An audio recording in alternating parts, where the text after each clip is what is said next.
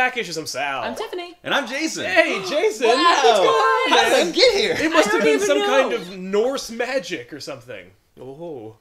I did live in Oklahoma once, so it makes sense. Oh, wow. Yeah. Was it near Broxton? No. Is Broxton real? It's an unincorporated middle of the nowhere place. Oh, cool. So it makes sense, but they could do anything they wanted to. with it. Right, yeah, because the citizens of Broxton would not complain. No one would. The 5 people that live there. I'm sure they appreciate it, actually. They might. Eh. If they know No one about would know. But today, obviously, we're going to talk about Thor, or at least the first volume from J. Michael Straczynski and Olivier Coipel. I've said that name so many times over the last couple of years that like I could say it, in my sleep.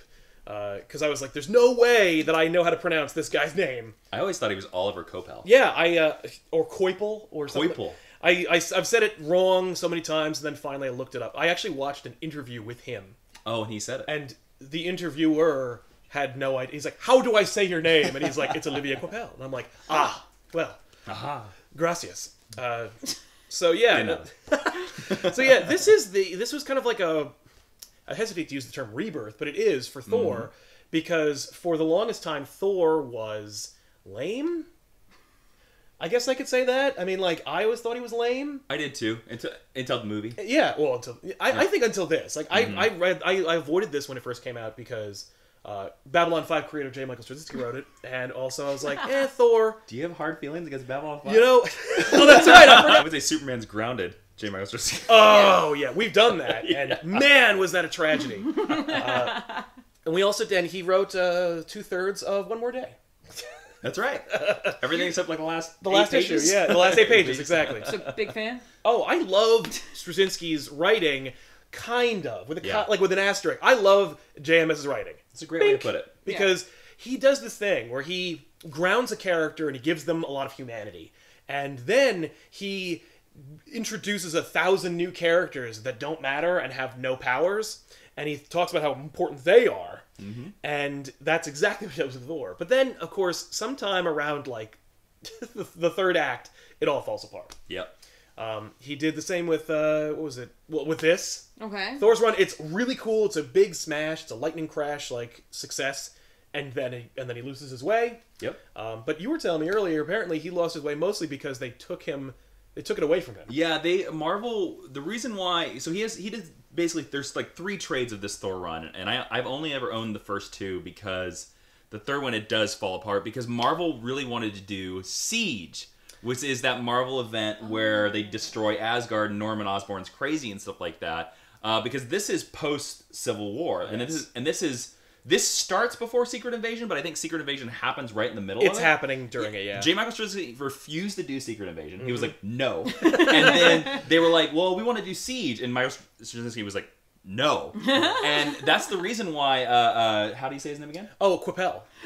That's the reason why he draws Siege, is because JMS was supposed to write it, Exactly. and he refused. Oh, So he's like, well, I've already got these pages of Yep. Asgard. I might And as the well just book do it. completely crashes pre-Siege. Yeah, All it just right. falls apart. Yep. That said, I kind of dug Siege. It's all right. It's all right. It's Yeah. not terrible, but it's all right. Yeah. It looks great. The other interesting thing about this book is that this is a book that J. Michael Straczynski was not even supposed to write. No, okay, so Thor, like I said, he's lame, and he's toxic, and nobody Right. wants to write about this character. They offered it to Neil Gaiman first. Yes. And he said no. Aw. But So but Neil Gaiman is the one who came up with the pitch of what happens in this book. Okay. So that's cool. Okay. Then, you think, then they gave it to JMS. No, then they gave it to Mark Miller, Mark Miller. who Okay. said no. He also said no. And then before it went to Bendis, JMS like, don't give it to Bendis. Yeah, yeah. Take. And so he wrote it. And so the fallout. So there's some fallout for Thor. When they forgot or had no idea what to do with him, they just killed everybody. They did Ragnarok. They did Ragnarok, Yeah. which is like Oh. what you do when you run out of ideas for Thor. And you're a Norse god. It Yeah. just Yeah. happens. It's synonymous with your thing. And of Right. course, there's also a movie with the same name coming out in the next 6 months, and it's going to be awesome. Has nothing Probably. to do with the comic book storyline Ragnarok. Oh no, Sure. it's clearly Nope. Planet Hulk meets with Thor in it, plus the Grandmaster. Yeah. You know, Jeff Goldblum does. Apparently, he was encouraged to ad lib in that movie. I'm down for that. I am so excited. Yeah, yeah. Oh well, Thor then is it? They did also confirm that finally that like in the comic books, the Grandmaster and the Collector are brothers in the cinematic universe because they both have that same chin stripe. They do have that. Yeah. Yes, that's supposed to forgive the fact that they're not blue. Yes. Oh. Yeah. Boo. I just assumed Jeff Goldblum was like, I'm not gonna be blue. Yeah. I don't know if no you know this. question. Jeff Goldblum said no. I was in Jurassic Park. Yeah. Excuse me. And Jurassic Park 2. More for like blue. No. I'm thinking second option. No. Yeah. Now, exactly. And of course, if Wes Anderson Had made it. Oh yeah. If it was Wes Anderson's Thor Ragnarok, then he would have been like, yeah. Oh my god. Yeah, I'm blue. I want to see that movie. I do not want to see that movie. I do. I like every third Wes Anderson movie. So yeah, they kill everybody in all the Asgard, and the idea is that like Thor basically gets the power of Odin, Okay. and then enters into a kind of hibernation state, or an Odin sleep, if you will. Okay. And when he awakens in the beginning of Quapel's, or rather JMS's Thor, he is found to be in like a negative space where nothingness exists, and also his alter ego Donald Blake. Because if you're not familiar with Thor's origin, originally it was physician Donald Blake. He finds this stick on his like hike. He smashes it against the ground for no reason. It turns into Mjolnir, and he turns into Thor.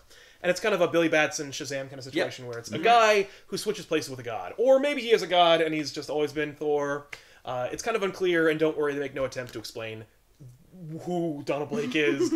Actually, they make it more complicated, I think, In this? because the idea is that all the gods, it kind of reminds me of Final Crisis when all the new gods die, and they fall into the personas of humans. Right. When the Asgardians all pass on, they became people in a dormant state. So, like, Joe Schmo is born and lives and gets a job at like the Circle K, and then Thor shows up and he's like, "You're actually Baldur," and then wakes him up and he becomes Baldur. Okay. Where'd that guy go? Or did that guy ever exist? Right? Yeah. What happens to his family and parents? Like, does Thor have to go to his parents' house and be like... Yeah, because they do a weird thing in the beginning of this book where Donald Blake, this alias of Thor, who was a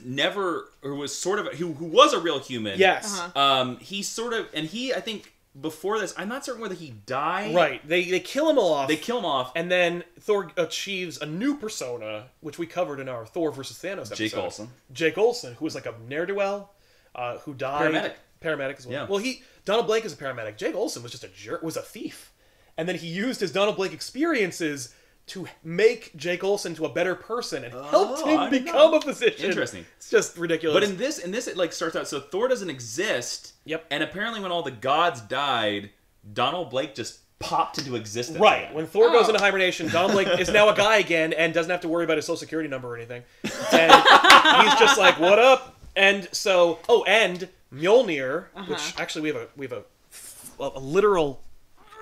It's so heavy. A literal copy of it. This thing falls in the middle of Broxton, Oklahoma, a la the beginning of the first Thor movie. Yep. Oh, From Ken Branagh. Okay. By the way, shout out to the dude who made this. By the way, this was sent to us in a in a package. Yes. 10 pounds. It's like 10 pounds. This is a literal weapon. It is. This could be used to You should crush keep skulls. that. Yeah, this is a good stop thieves. Oh, yeah. Just Yeah, to as long as I can lift smite it. our enemies and. Yep. Yeah. Oh, and hear the lamentation of it. Of course. But yeah. Anyway, I is- literally just wanted to use that as an excuse to say, I know. "Hey, we have Mjolnir, I know. and I can lift it."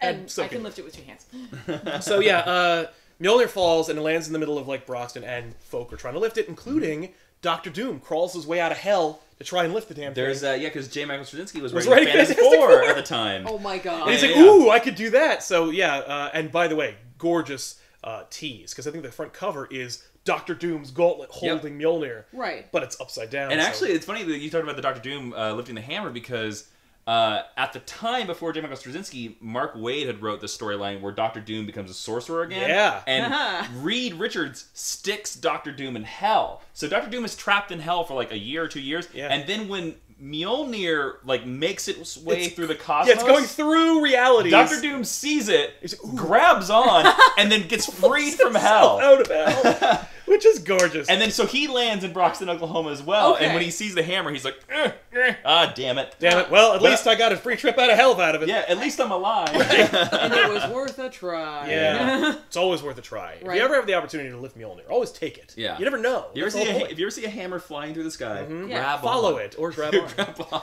That's always that's every superhero, every supervillain's move. Whenever I remember, there's an image of an old Marvel team up with Spider-Man like grabbing onto Mjolnir and just being like, yeah, being thrown across the room. Magneto, of course, he can't lift Mjolnir, but he can manipulate the metal around it or whatever. Yeah. I don't buy that. So Thor finds himself in like the space between like life and death and nothingness. Right. And he meets Donald Blake, and Donald Blake's like, "What up, Thor? I need you." Like Thor's like, "I was asleep, not existing. What's going on?" Instead of Thor being like, "How the hell do you exist?" Yeah, what is this? Are you me? Are we the same person? But yeah, so Thor blinks out of existence. Donald Blake exists. He finds out about the hammer. He picks it up, becomes Thor. Yep. And before we don't even see the transformation. We just see Lightning. lightning, Yeah. and then we go to this like this nether realm where Donald Blake tries to basically convince Thor like the world needs you now more than ever. Mm-hmm. So we're gonna work together. And we're going to do it like the old days, where I'll be a human when you're not Thor, and you'll be Thor, and I'll kick it around here, where I've apparently been for all of this time. Right, so then, but then he is a person. Right. Who, needs a job and money. Yes, Donald Blake does need a job and money, and he is a person. But he also doesn't have to worry about it, because, nobody cares, and I guess doesn't that's follow true, up with it. He trying also to could just imagine that. walk into the bank of Asgard and just pull out some doubloons. I guess so, because otherwise I'm trying to imagine Some Donald rupees. Blake at his Whatever office they have. job. Yeah. No, he's I gotta go, guys. There's something happening downtown. So, hey, Stacy, you have to finish this report. Yeah. No, he's a doctor. He gets to go to the, he's whatever. Oh, he can just do whatever. He can just have. He's an Oklahoma hometown doctor. That's right. Yep. Yeah, it's like the Cider House Rules. Well, then his job is really important. Yeah.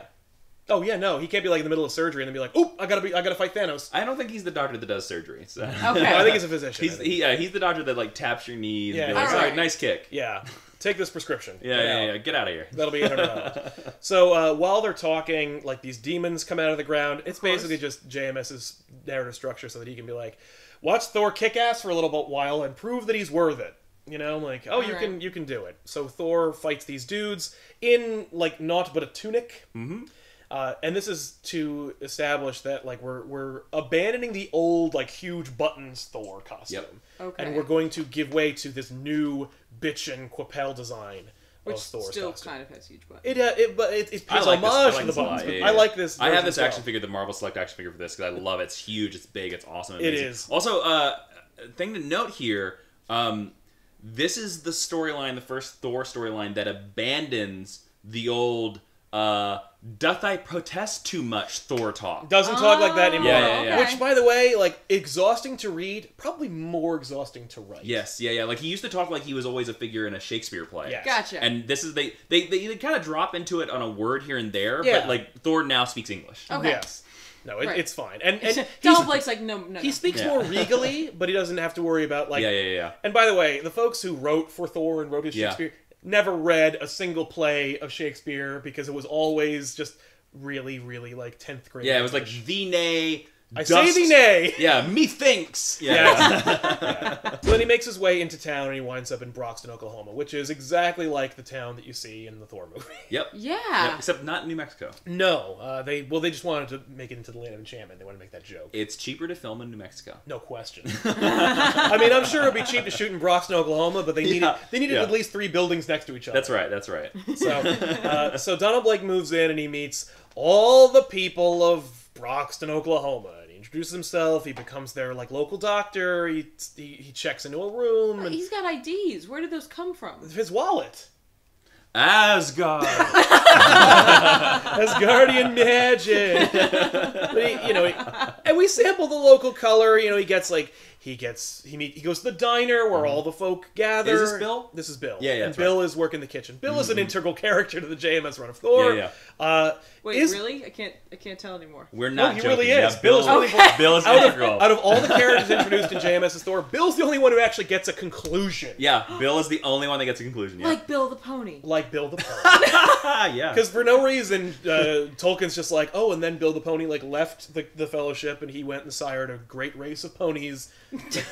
All more ponier than last. Yes. Thanks a lot, J.R.R. Ultimate pony. Donald Blake and Thor and this is the complicated part where it's like, who's what? But are they the same person? Are they not the same? They don't really clarify it. I like to think, and I'll just throw this out there. I like to think that Donald Blake is more or less an extension of Thor's humanity. That like they think they're different people, but only because that is just how human Donald Blake is in Thor's mind. You know, like if Thor were human, he would be Donald Blake, but because he's not, he like manifests this extension of himself. I could be remembering incorrectly. There is a dude named Donald Blake. Well, I was gonna say, was there not a story in either the 80s or the 90s where they kind of retconned and said that Donald Blake wasn't a real person, that he was an invention by Odin, just to teach him a lesson, to teach Thor a lesson, person, like he was a plant, even though even though he was born by people. So I kind of agree. Yeah, Donald Blake is sort of like human mortal Thor. Okay. Yeah. Okay. So they are kind of the same person. Right. Yeah. So he finds this huge stretch of land where there's nothing. Right. Most of Oklahoma. Yeah. And he goes, okay, this is a good spot. And then he taps Mjolnir, poofs into Thor, and then he uses this newfound Odin-esque magic that he has. Because he's basically de facto ruler of Asgard. Yeah. Oh. In the absence of Odin and the...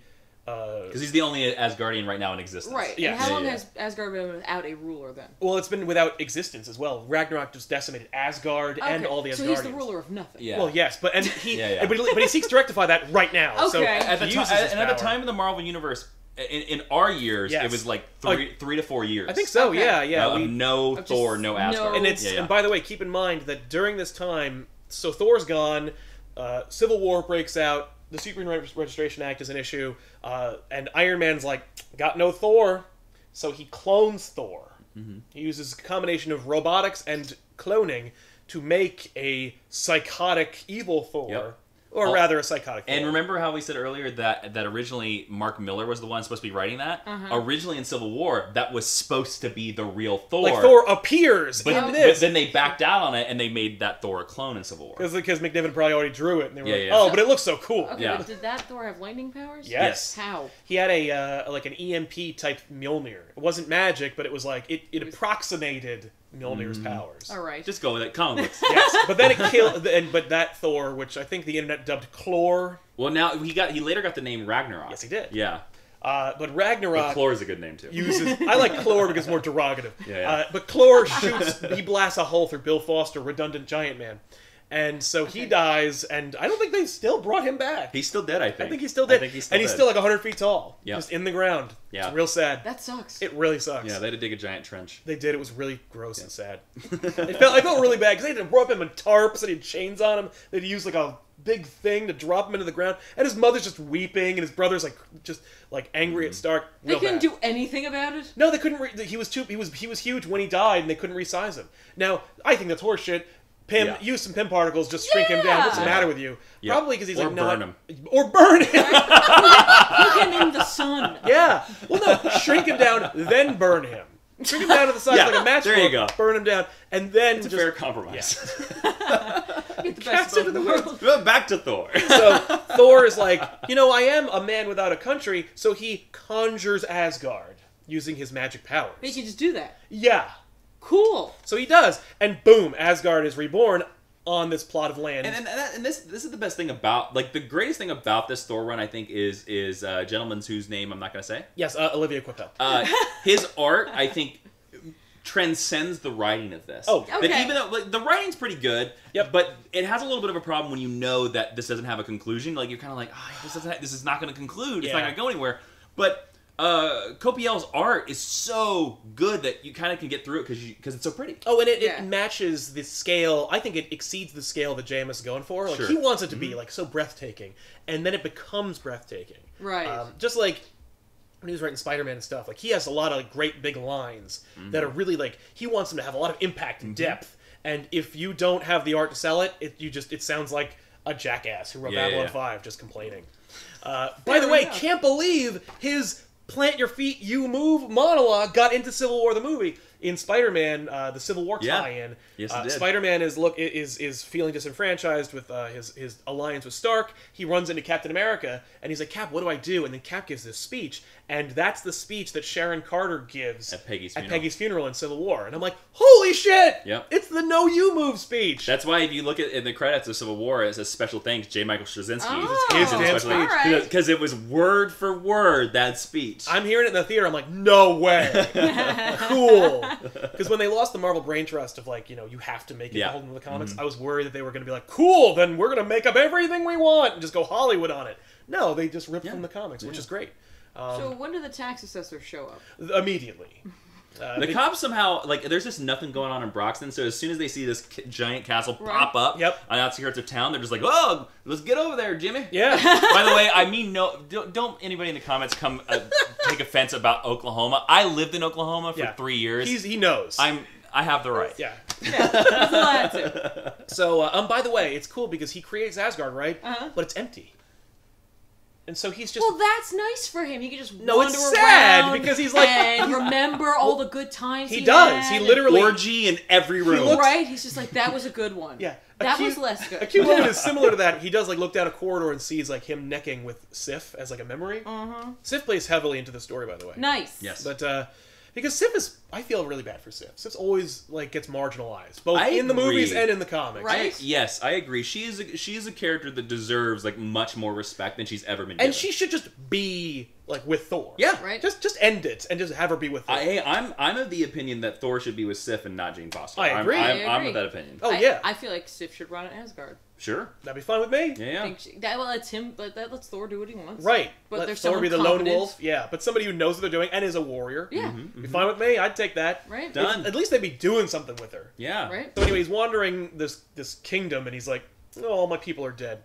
And then the cops show up, and they're like, "Hey, you can't just drop a kingdom on top of our land." And he goes, "Fine, if I can't put..." And this is so pure JMS, by the way, because JMS will do this because he hates critics and he hates haters, and so every time he writes a book, he anticipates them, and then he writes characters who are the haters, Oh, that's and then right. he has the main character like call them out in the most like bully, braggadocio, chest puffing way possible. Of course. So the cop's like, "You can't just drop a kingdom on this land." He goes, "Oh, I can't, can I?" And then he uses power and he lifts Asgard 8 feet off the ground. He's like, "There, it's not technically on the ground. Then eat it." Does he take the land with him? Yeah, Pieces of it. yeah, pieces of it, like enough to hold it up. See, That's like a lot of land. it is. That's like a big hole. It's a big hole there. Yeah. Yeah. So they're like, "Fair enough, bye." So they leave. Fair enough. No, he took your land. Yeah. He literally took your land. No, there's still land under that land. Yep. Anyway, so he goes to Asgard. So then he lives there, alone in this Yep. empty kingdom, hovering 8 feet or whatever In the above. ultimate bachelor By the way, pad. Copiel gave this farmer, the next farmer that shows up to have issues with Thor and Asgard and stuff like that, he's driving like a 1940s pickup truck. Yes, he is. As though This was written in like 2008? six, Yeah. maybe. Like yeah. There's no Well, in Oklahoma, you see, they haven't gotten all the great amenities that we can enjoy on the fringes. No, that's BS. No, they have the internet there. They have cell phones. It's exactly the same as They all everywhere have in trucks. So, Yeah. by the way, when they lift up all the land, do they then find all the ET games I guess they should, that right? Atari Oh. buried? The next morning, Thor is awoken by the honking of this jalopy and this folk, and the he 40s goes, jalopy. and this guy's like, "Hey, I own this land, Yep. and you need to at least buy it from me or something." And so Thor's like, "Fine, you can enter my treasury room and just take whatever you can carry." And the guy's like, "Okay." So he gets a ladder, props it up, climbs like the 8 feet off the ground into Asgard, goes into the trophy room, sees this like sea of gold. It's the Scrooge McDuck vault of gold. Yep. Yeah. And he's just like, "Take what you want and then get out." Because he's like, Yep. I want to brood in my dead kingdom. So the guy's like, "Okie dokie." So he like runs out to like the edge and he just yells to his like son. He's like, "Back up the truck and get the buckets." This is like, give me a wheelbarrow or There you something. go, It's yeah. Yeah. And, Yeah. and then you see the truck just leave with all this Full of mountain gold. of gold. Yeah. Nice. And that ends that story. So Yep. now Thor is technically the legal tenant of this land. Yep. Well, I think he owns it now. He owns it, yeah. I mean, Which is interesting because you talk about JMS like getting ahead of the fanboys and stuff like that. Yeah. Like that should have ended this whole the whole problem because Siege begins because Shield or Hammer says like, "Oh, you can't have a country inside of America." Right. But they deal with that in the next couple pages. Oh yeah, sort of, yeah. But then they go and then they do it again. It gets a little weird. It's dicey. So it's not really country. It's well, it is. It's like Asgard, a sovereign nation. It's like a kingdom. It is a kingdom. Yeah. And I'm just splitting hairs here with Shield. I feel like they like that. Well, yes, that's true. But also, that wasn't Shield anymore. Shield was run by Tony Stark at this time, and later he gets a call that's like, Asgard's here, 8 feet above this town, and Thor's back, by the way. And you got to deal with that. And so Iron Man's like, okay, I'm in charge. I'm the dick in everyone else's book, so I've got to deal with that. Iron Man, Dick of S.H.I.E.L.D. Iron Man, yeah, exactly. I like to call it DICK stands for something. Yep. Let us know in the comments what it stands for. And it's arguably the best moment in the book. I'll give you that, but I will say that this is the issue because it's the only issue I think of this whole run of J. Michael Straczynski's run and this volume that doesn't specifically deal with Asgard. Yeah. Okay. So it kind of just seems like the Marvel editors were like, hey, you know what'd be cool? Iron Man needs to fight Thor. And there's no question that is exactly what happened because you read Neil... Because actually, it came out around the same time. Neil Gaiman passes on this so he could write the miniseries Eternals. Oh, yeah. With Romita Jr. And in that book, it's a self-contained thing. It's actually beautifully printed, by the way. Amazing covers. In that book... Out of nowhere, Iron Man shows up and he's like, "Hey, you Eternals, you have to register for the Superhuman Registration Act." Oh, so see, then the editors must have had an edict to be like, "Okay, Iron Man's the director of S.H.I.E.L.D. He's got to show up in every book." In every new book or any new thing, you got to establish where it is in the Marvel universe right now, and have Iron Man show up and have someone call him out for being a douche. Yeah, because the Eternals don't either. Yeah. But so then Thor goes to New Orleans right after Katrina. Okay. Are we gonna have a political moment here? Yes. We always have a political of course. moment. Okay. It's JMS. I'm ready. So he goes to Katrina and he's just like, "This sucks." And I think there's some like internal monologue about how it sucks, and it's like, right on. There's some big caption boxes. He should have put Asgard over New Orleans and then opened it up to the people. Yes, and let the people live there. Yeah. Again, neat idea. Instead, we can't have a superhero actually help people. No! Because that wouldn't be like real life, where nobody gets help. So, he goes to New Orleans, and he visits these people, and they're like, "You superheroes, get the hell out of here! Like, what the hell's wrong with you? You're so busy fighting each other and measuring your dicks, and you don't come here when a storm you can prevent. You literally have a superhero on your team whose name is the thing that killed our town, and you didn't do anything to stop it." And Thor's like, "I was dead." And they're like, "Well, you die every other Thursday. That's not a good enough excuse." So then Thor's like, "Fuck you," and then leaves. Wow. And then Iron Man shows up. He doesn't do anything? Nope. What? Nope. World outside your window. Marvel. Iron Man's like, "What up, Thor?" Because Thor has caught wind during his stay in Broxton that Iron Man betrayed his colleagues, took over, and cloned him, and killed one of their comrades with him, and then, like, lobotomized it. And so he's like, so Iron Man's trying to explain to him, like, the way of the world, and he's like, "Yo, listen, like, you don't understand. It used to be that you, me, and Cap would, like, gallivant across the world and fight Doctor Doom, but it ain't that way no more. It's all very real and grounded, and you gotta register." And he's like, and Thor's like, "I am so beyond pissed with you right now." And then just conjures those lightning. Shurika-kun! And they just fight. Yep. And it's a cool fight because, Iron Man's, like, using all of his words, he's trying to, like, diffuse the situation. This is Extremis Iron Man too, I think. Yes. Yeah. I actually love that. I really like that armor. I always like the Extremis. Yeah, it looks really cool. Yeah. So, I'm sorry, what part of this plan did Iron Man think was a good one? Right. Ever show up where I have to hope you don't know anything that's been going on. Right. I'll be able to control the narrative, hopefully. It'll be totally fine. Nope. And so Thor just kicks the crap out of him. Iron Man tries to, like, unload with, like, every bit of his power cells, does nothing. Right. And this also establishes that, like, not only is Thor back, and he has a new costume, and he has a new status quo, but he's uber powerful. We're reestablishing this motherfucker's a god. He's Odin level now. Okay. Yes. Yeah. So everything that Iron Man throws at him does nothing. Okay. And then he just shoots some lightning at him and launches him across the town. Blasts him with more lightning, and then grabs him by his armor, rips the faceplate off, and then just says, like, "Here's the deal. You and me are going to have words about you violating my genetic code. And if you think I'm going to fall in line with anything you've got another thing coming." And then he just says, like, "And by the way, leave my town alone." Because Iron Man's like, you can't just drop a kingdom on top of American soil. And so he's like, I don't give a crap what you think. Here's what's going to happen is you're going to leave and apologize. And that's the end of it. And Iron Man's like, okay, counter offer. The way I can make everybody save face is by establishing that Asgard is an embassy on American soil. Technically, it's a sovereign area, but it's a representation, you know. And so you technically can stay there, and that way you don't kill me with your lightning powers. Which I'm very interested in that happening. Yeah, the not killing. Oh, and Thor also depowers him. Like he takes he like saps the power away from his armor. Okay. And so he's like, "How am I supposed to get back to base?" He's like, "You're gonna walk back to base from Oklahoma or from Louisiana." Right? Louisiana. Yep. Straczynski really likes walking. Yeah, He does. He does love that walking.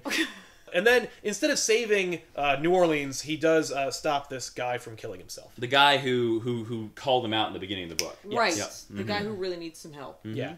And it turns out, by the way, the guy who called him out is actually Heimdall. And so he wakes him up. And this is comic book Heimdall, so he's white. Yes.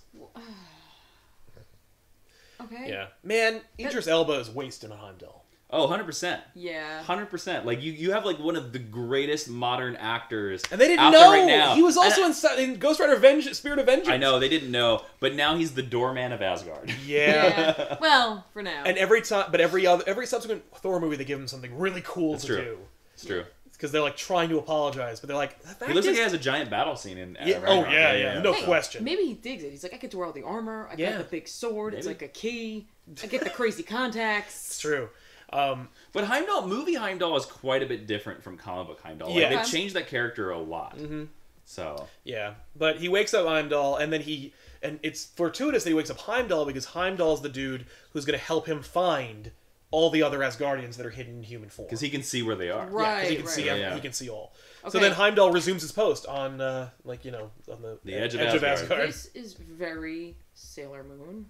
Really? Yes. Yes. I'm not even kidding you, because after the Moon Kingdom falls, like Queen Serenity takes all the people of the Moon Kingdom and sends them to Earth, where they're reborn as humans. And Sailor Moon is the first one woken up, and then she has to wake up all the other Sailor Scouts. Yeah. I think we may have figured it out. Yeah. I think JMS, a big Sailor Moon fan. We're calling you out. Yep, JMS. We knew it. And you have Pluto, who's the keeper of the time door, which lets people go through. She's like the Heimdall. Yeah. Yeah. So then Donald Blake gets called for Doctors Without Borders, and they need his help in like Africa. This is another issue that kind of We want to do a thing about real life. It stands out really weird to this run. Yeah. So Donald Blake goes to Africa and he treats people and stuff. Okay. But while he's there, he meets 3 mercenaries who are obviously Volstagg of the Warriors 3. Uh-huh. Yep. And we do some like socio-political commentary about like warlords and like the destabilized nation of whatever the hell, wherever they are. Some fake African nation. Of course. But not Wakanda. Yeah. And then he becomes Thor, scares them away, and then wakes up the Warriors 3. Okay. And now he's got now we've got 4. That's basically it. That's what he did. So does he feel less like badly about himself now? Like, like he's like really brooding. Well, now he has a purpose. Okay. Now he's like, okay, I'm gonna wake people up. I'm gonna wake up. I'm gonna find all the Asgardians. That's my purpose. Yeah. Yeah. And I think he also the idea is that because he's woken up these mercenaries who were actually protecting this like little area, they're not going to be there anymore to protect them, and so this African tribesman is like, yeah, you've taken away our only protection. Like, what are we going to do from these warlords that keep coming across this valley? And so Thor uses his powers to crack the earth in half. He creates a ravine so they can't cross it. No, they can. Moving on! They can just build a bridge. Nope! I've solved the problem! People have been doing that for hundreds of years, thousands of years, building bridges. Building bridges, yeah. One good rock and a rope across. We're in business. I know, but no. And don't worry, we'll never come back there again.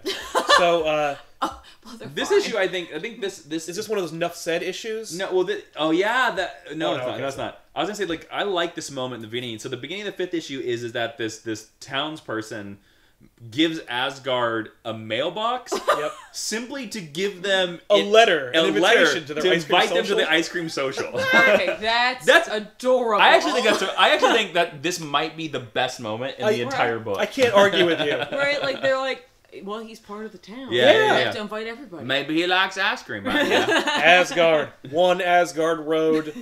Deliver mail, leave. And then Thor goes down there and checks the mail. You are cordially invited to attend a town meeting 6 o'clock Friday. Coffee and cake will be served. He's like, sweet. Nice. Yep.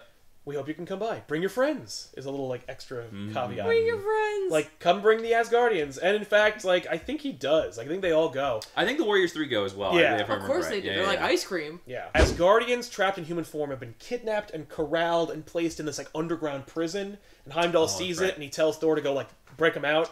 Okay. So he goes down there and he finds all these people and he wakes them all up and they're all Asgardians. Like, woohoo! Now we got all kinds of people. But they're protected by the Destroyer. Hey! Also in Thor the movie. Yep. You know, it's funny. JMS really does this. Where he takes... Where he is writing a movie pitch. Every time. Yeah. Superman Earth 1, obviously it's just a movie pitch. Like, all his Spider-Man run, you can make any of it into like a TV series or whatever you want to do. Like, everything he does is a movie pitch. This is just like they would just. But see, I don't. For me, I don't have a problem with that because he is a screenwriter. Oh no, it's true. That's like, his background. Like he started writing shows and stuff. He's so used to the 3-act structure. Yes. You know, and it's the problem I find is that it's funny because like J. Michael Straczynski, we all talk about like most of the time he fumbles in the 3rd act. Yes. But I actually kind of think that if he's allowed to complete his story, he wouldn't. But it's every time he's never been allowed to like complete the 3rd act. Yeah. And he's not one of these writers that can adjust, it seems, in comic books. He's like, no. My movie is 25 issues. And Marvel's like, no, we're only giving you 15. And he's like, well, screw it, I'm not writing the 3rd act. Which is frustrating because like there are pages you can cut from every JMS script. Like, we don't need to go home with like the lady who runs the motel and find out who her family is.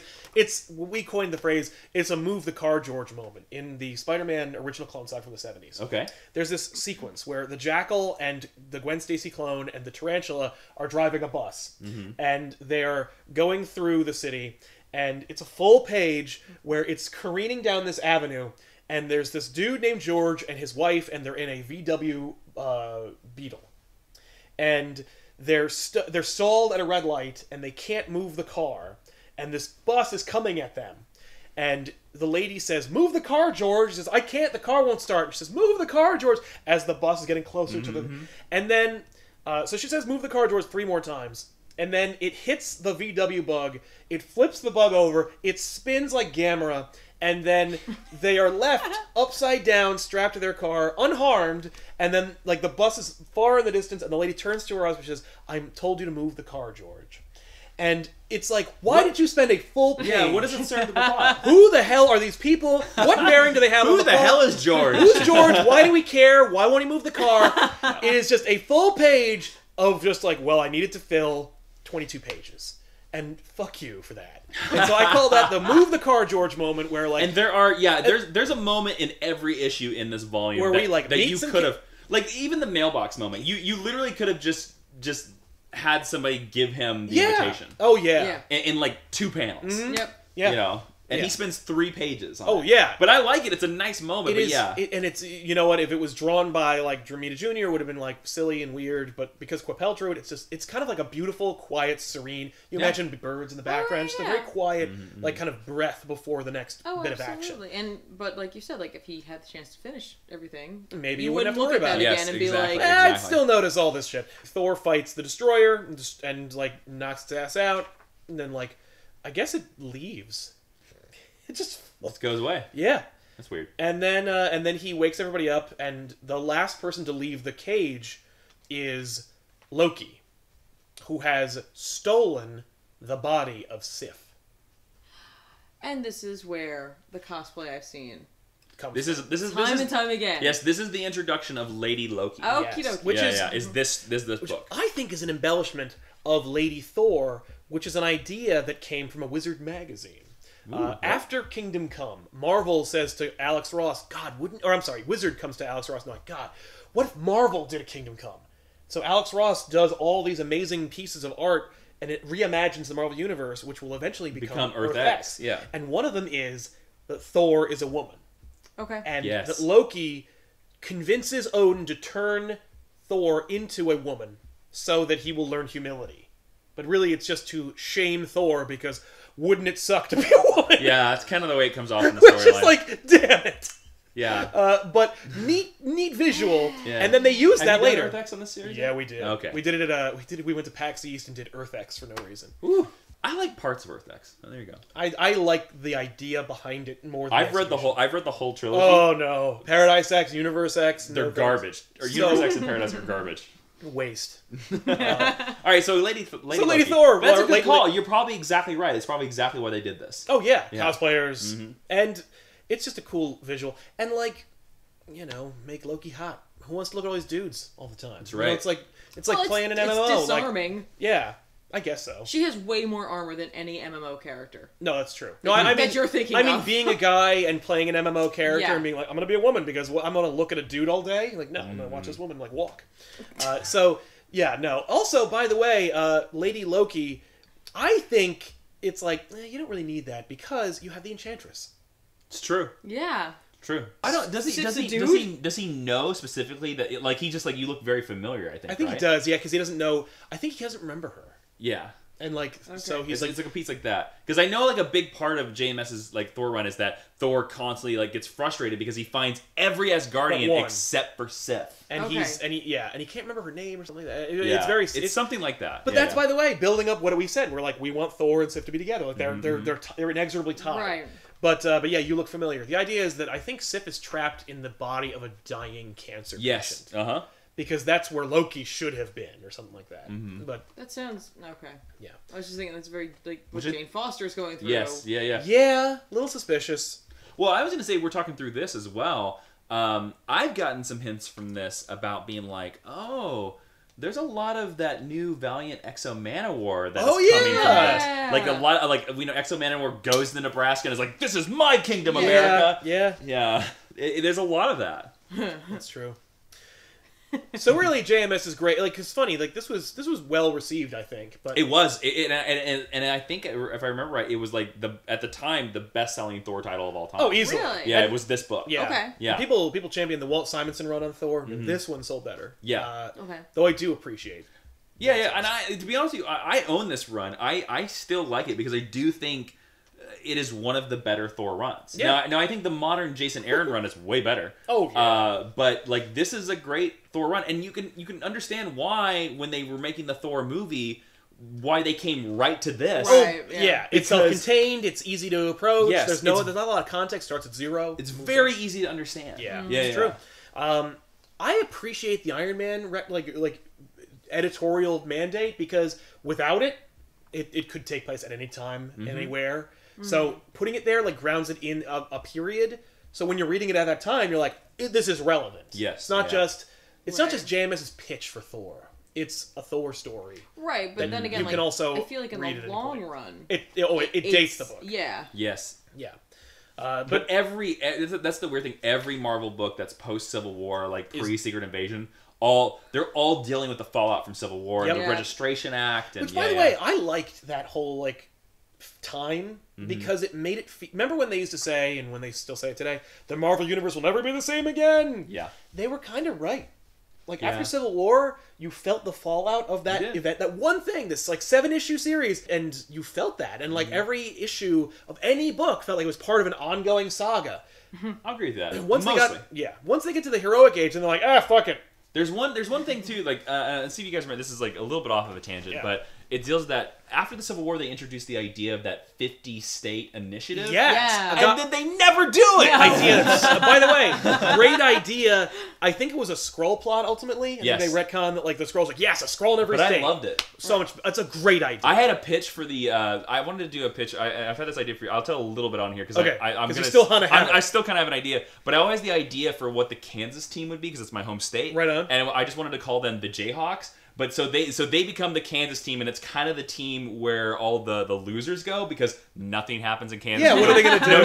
No super villains. So like it's like a book of like them just sitting around being like, what are we doing? Yeah. Or why do you think you got sent here? Oh, because I screwed up this thing. Yeah. Right. Oh my god. So it's like Hanratty's team from Catch Me If You Can. Exactly. But they're like the worst team in the State Initiative. Yeah, they're all the losers. That'd be great because then you'd have a team that you didn't just called the Great Lakes Avengers. Yeah. Because that's what they do every time they want to do that idea. They always do the Great Lakes Avengers. It's like, okay, let them die. And they tried to do. There was a Matt Fraction book where Pepper Potts had superpowers that was supposed to be the California team. That would have been cool. It was called The Order, I think. I think you're right. It ran for like 10 issues or whatever. But anyways, yeah. 10 issues is a long time nowadays in comic book time.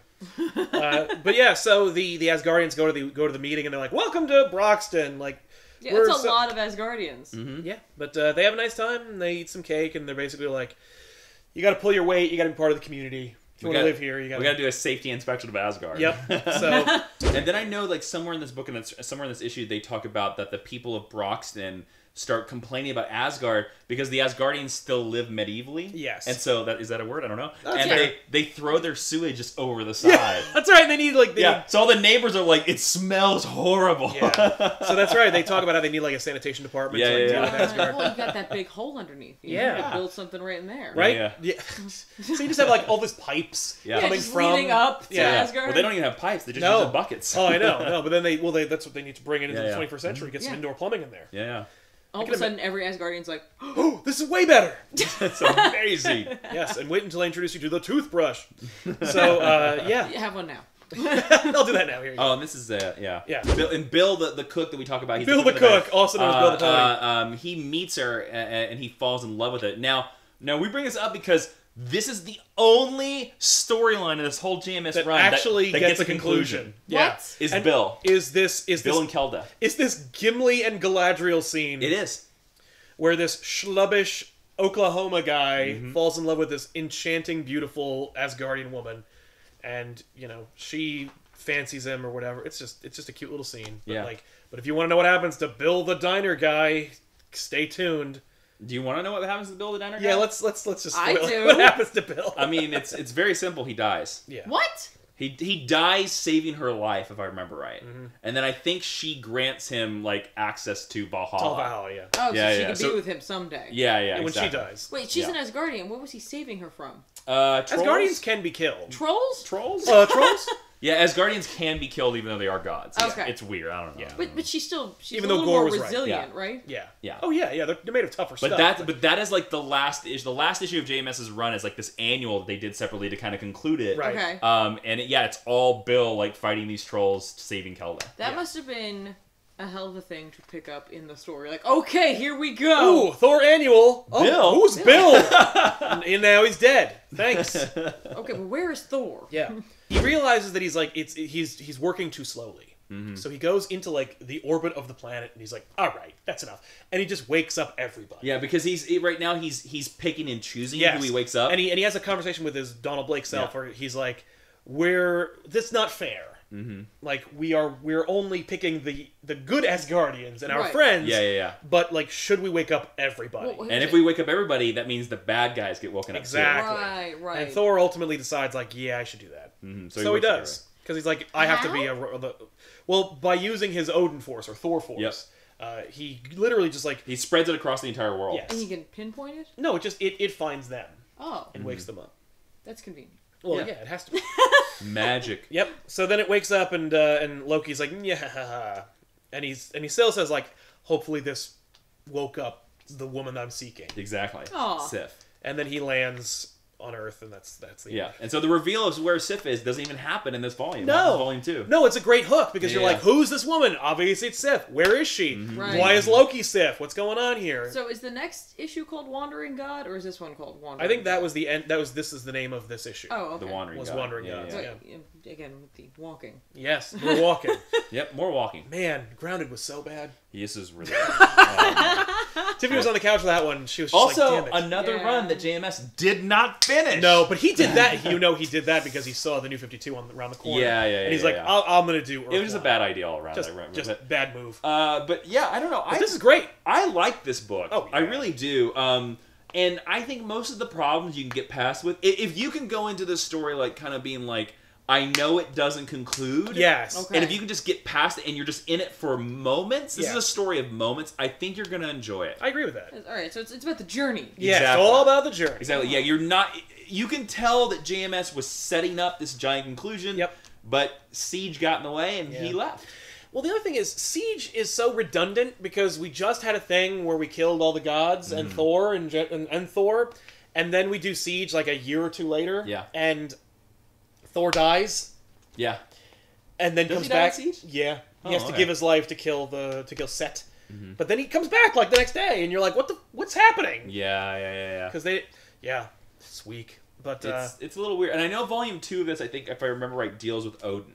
Like, bringing Odin back. That's it's right. Like they'll reveal, like, where Odin has been. Yeah, because Odin's hidden away in, like, a pocket dimension where he's perpetually fighting Surtur or something like that. Very much like Gandalf. Yes. Yeah. Okay. Yeah, Gotcha. and Thor has to decide whether or not he's going to actually wake up his father, because he's like, well, I'm the king now. Do I really want my father to come back? I think Odin tells him, like, you're in charge. He's like, I think I think you're right. I think he wakes up Odin, and Odin's just like, you got it. Yeah, you got it. I've been fighting this demon for like a millennia. Right.